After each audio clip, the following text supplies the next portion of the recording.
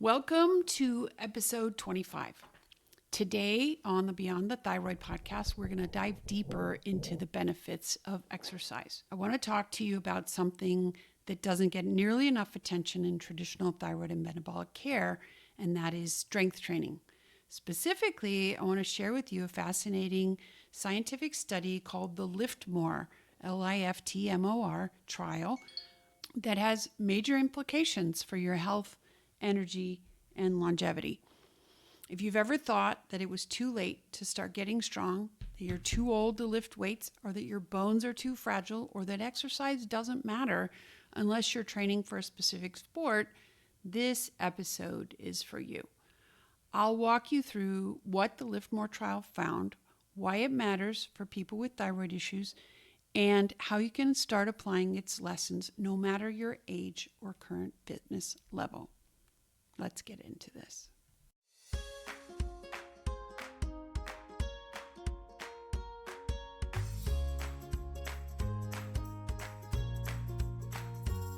You're listening to the Beyond the Thyroid podcast. I'm your host, Dr. Dana Gibbs. I'm an ENT surgeon and hormone specialist. For years, I struggled with my own unrecognized thyroid problems before and even after I was regularly performing thyroid surgeries. Then, one day, I learned something that turned my health around and opened my eyes to the limits of mainstream medicine in treating more subtle thyroid abnormalities. I spent the next 20 years fine-tuning my hormone expertise in disorders like Hashimoto's disease, perimenopause, and stress-related illness. Come join me as I share this new approach to hormones that empowers you to take control of your own thyroid and hormone imbalances. Let's dive in. I have a really exciting announcement. Because up to 50% of people who suffer symptoms of low thyroid, the low energy, the weight gain, the gut problems, the thin hair, dry skin, will be told by multiple providers that there's nothing wrong with their thyroid before they get a diagnosis because they have normal TSH, I am going to build a new offering in my practice that I'm going to call the thyroid checkup. Because this circumstance is so discouraging and frustrating when you know you don't feel like your normal self. I know because it happened to me and hundreds of my clients. So if that's you, what you need is access to advanced thyroid lab testing and analysis by an experienced and qualified specialist who goes beyond guidelines-based thyroid care to help you finally know where you actually stand in regards to your thyroid. This will be a small group program with direct access to me, where I'll help each person get answers about their thyroid status and next steps to recover their energy and vitality. So if you want more info about this, go to www.danagibbsmd.com/checkup to get the earliest notification when I open this program. It's going to be soon, so don't wait.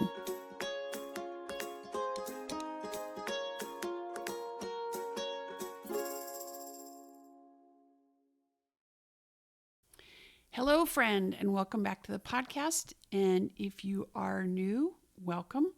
Today on Beyond the Thyroid, I'm going to talk to you about strength training. So strength and strength training are late additions to my world personally.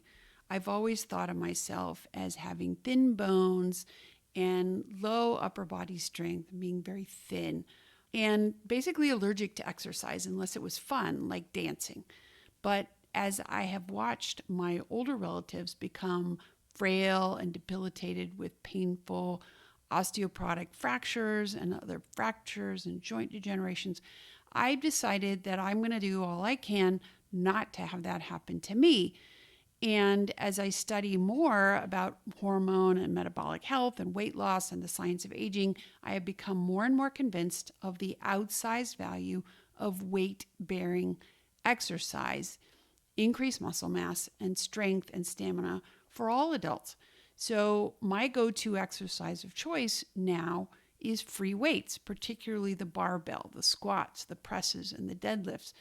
These improve balance as well as strength, but were traditionally thought of as a young person's exercise and too dangerous for us older adults, particularly those with osteoporosis.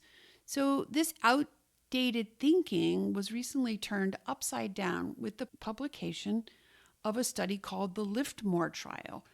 So, before we get into the LIFTMOR trial, let's talk about what osteoporosis actually is. So, osteoporosis is a condition where your bones become thin and brittle and prone to fractures, and it's particularly common in postmenopausal women because estrogen, a hormone that protects your bones, drops significantly during this time. But here's something you might not know. Bone is not static. It's a dynamic living tissue that's constantly breaking down and being rebuilt in a process called remodeling. And bone has some flexibility to it. The rebuilding process is called remodeling. Two main types of cells handle this: osteoblasts, which build up bone, and osteoclasts, which break it down. So, what stimulates that rebuilding process? Well, one of the most powerful drivers is mechanical load, aka physical stress. So, when you lift weights or jump or even run up the stairs, you're telling your bones to stay strong and adapt to handle the stress. And the less active you are, the less stimulus you have to rebuild your bone as it's being broken down. So bone adapts to the load that it's placed under. So the more meaningful and large and varied the load, the stronger your bone architecture becomes. Of course, there are other factors at play, such as protein, vitamin D3, mineral intake, thyroid hormone levels, which increase bone breakdown if they are too high. We talked about that a couple weeks ago. And menopausal hormones, the estrogen, the testosterone, which decrease over time and during menopause. But without exercise to load up your bones, none of that stuff really matters. So, what is the LIFTMOR trial? LIFTMOR, LIFTMOR, stands for Lifting Intervention for Training, Muscle, and Osteoporosis Rehabilitation. So, the lead researcher, Professor Belinda Beck, wanted to challenge the old assumption that people who have osteoporosis or who are at high risk for osteoporosis should avoid lifting anything heavy. Dr. Beck and her colleagues looked at whether older adults, specifically postmenopausal women with low bone densities, could safely do high-intensity resistance training to improve their bone health, strength, and balance. So she and her team conducted a randomized clinical trial in Australia. So they recruited 101 postmenopausal women with low bone mass, meaning a T-score or a DEXA scan T-score of -1 or lower, putting them at high risk for osteoporosis. So then the participants were randomly assigned either to a high-intensity resistance and impact training group, high RIT they called that, or a control group that did other home-based exercises that were lower in intensity. So the high RIT group lifted heavy weights of 85% or more of their 1 rep max. That means the very most you can possibly lift. And they did that twice a week for 30 minutes for 8 months. And the exercises were very simple. They were squats with a barbell on your back, deadlifts of a barbell, overhead presses with a barbell, and then jumping exercises. So this was not done in a random gym with no supervisions. These workouts were supervised by trained professionals, and Dr. Beck knew that the technique and the safety were critical, especially in a population at higher risk for fractures. So they released the results in 2017, and the title of the paper that detailed the findings is High Intensity Resistance and Impact Training Improves Bone Mineral Density and Physical Function in Postmenopausal Women with Osteopenia and Osteoporosis. So now when they say high intensity, they mean lifting heavy weights, and that's 85 to 90% of a person's single rep maximum ability. And they did it over and over and over again. So these exercises sound kind of risky, right? Jumping, deadlifts, squats with overhead presses with a barbell. That's exactly what makes this study so groundbreaking, is because everybody thought, oh, it's too risky for these older osteoporotic people to be doing these exercises. And traditionally, people with these conditions are told not to lift heavy. And this trial really turns that advice on its head. Okay, so why? What happened? So the high-risk group outperformed the control group across the board. They increased their bone density at the lumbar spine by 3%, and this is in 8 months, while the control group lost 1% of their lumbar spine density. They also gained increases in hip bone density and had a 13% increase in cortical thickness at the femoral neck. That's where your hip will most likely break if you're going to break your hip, meaning your hip bone is stronger and more resilient. And this was in women who were on average 65 and postmenopausal. What's more, their posture improved. They actually gained height while the control group actually shrank over the 8 months of time period. This was not due to growing new bone vertically, but by improving your posture and your spine alignment through stronger back muscles. Functionally, they also improved on every performance measure, and the performance measures that they used were exercises where they were told to sit down, stand up, sit down, stand up, walking tests, balance tests, and strength. The best part of the study was that no serious injuries happened to any of the people in the study. One person had a minor back spasm in the high-risk group across more than 70 sessions in all the people. So that's incredibly safe in a program that involves lifting heavy weights. So in summary, increased bone mineral density at the spine and the hip. They gained muscle strength, they improved balance, and no serious injuries, even though they were lifting heavy weights. And these were not lifelong athletes. These were women in their 60s and 70s with fragile bones, and they got stronger, not weaker. So this turns the fragile narrative upside down, because with the right training and supervision, our bodies are adaptable. Even in midlife or beyond, we can reverse some of the physical losses we've come to accept as a normal part of aging. And because of their gains, the participants have a lower risk of falls and fractures as they age, particularly if they continue that exercise regimen throughout the remainder of their lives, which they absolutely should. So why does this matter for thyroid and metabolic health?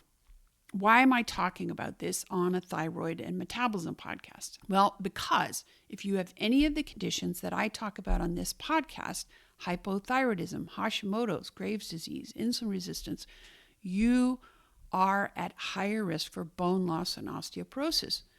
Many of the folks that I treat also struggle with fatigue, muscle weakness, chronic pain, and slow metabolism. And this kind of exercise improves all of those things without making you exhausted, because the reps are not extensive and the time is twice a week for 30 minutes with plenty of time for recovery in between sets.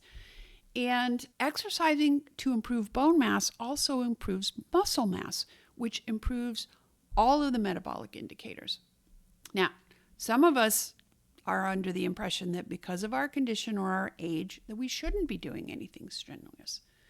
But what the LIFTMOR trial showed us is that the right kind of load applied with the right technique and supervision isn't dangerous at any age or at any bone density status.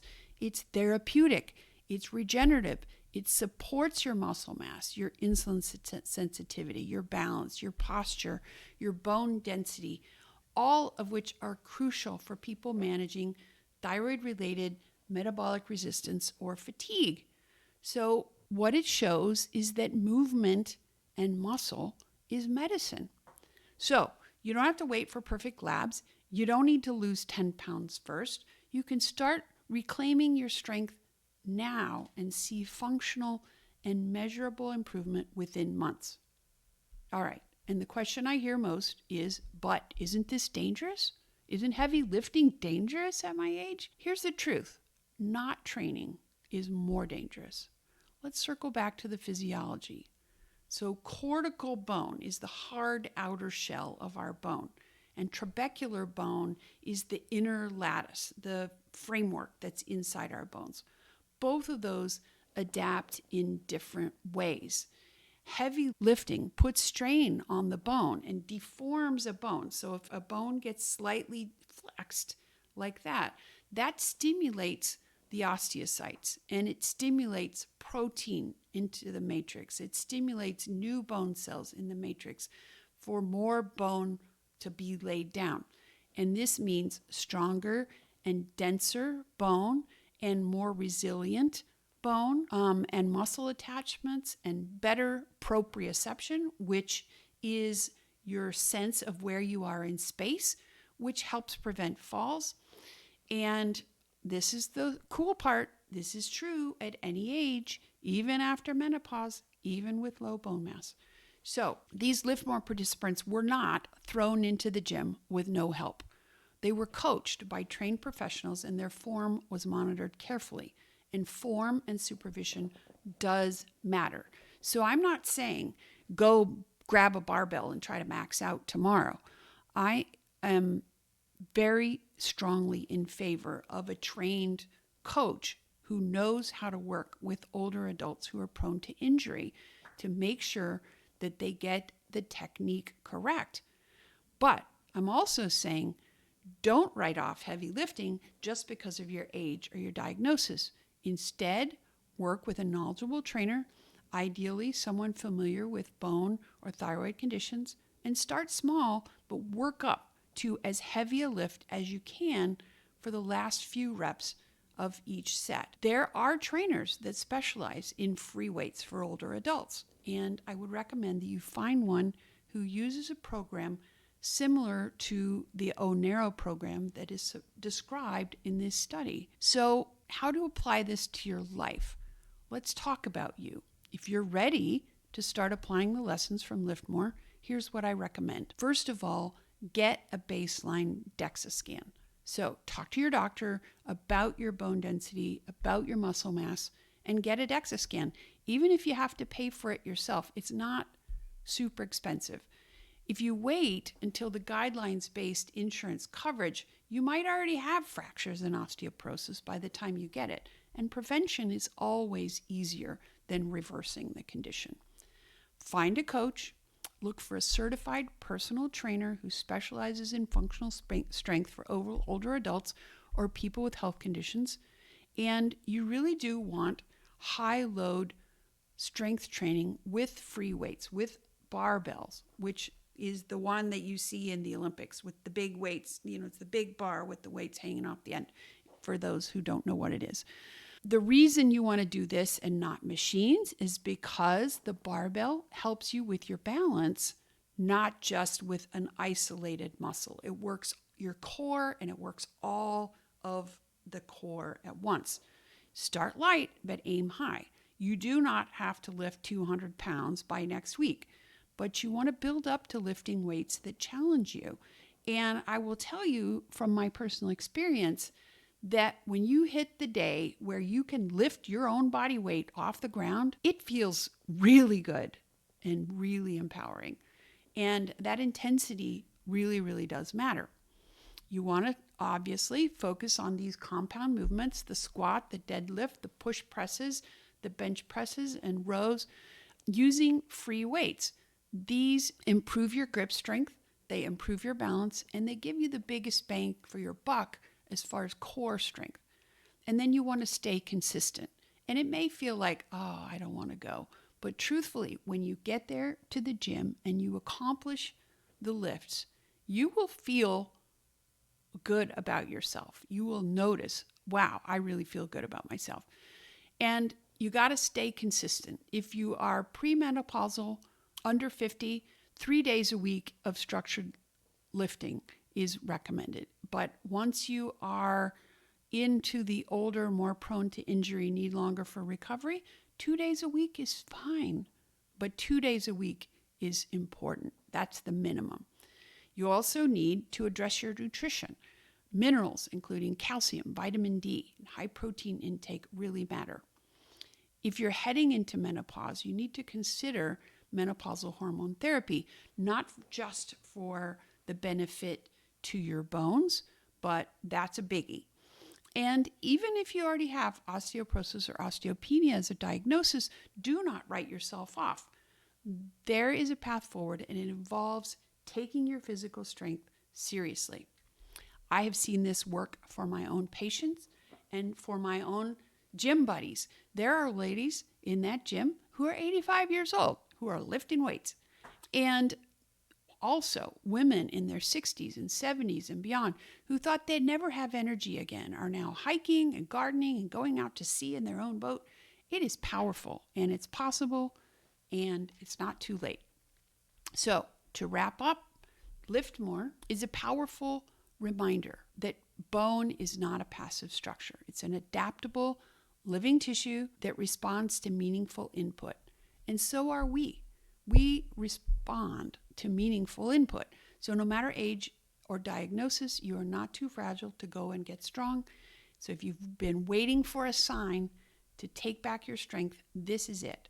The LIFTMOR trial gives us proof that smart, supervised strength training isn't just safe, it is transformative. It's medicine for your muscles, your metabolism, your mood, your mind, your bones. And if you want help getting started, you can check out the resources on the Bone Clinic website. That's the name, the Bone Clinic, and it's in Australia. Or you can reach out to me. I'd love to help you connect with local neighborhood tools and support. And if this episode was helpful for you, please share it with a friend. And as always, thank you for listening to Beyond the Thyroid. I am Dr. Dana Gibbs, and I'll see you next time.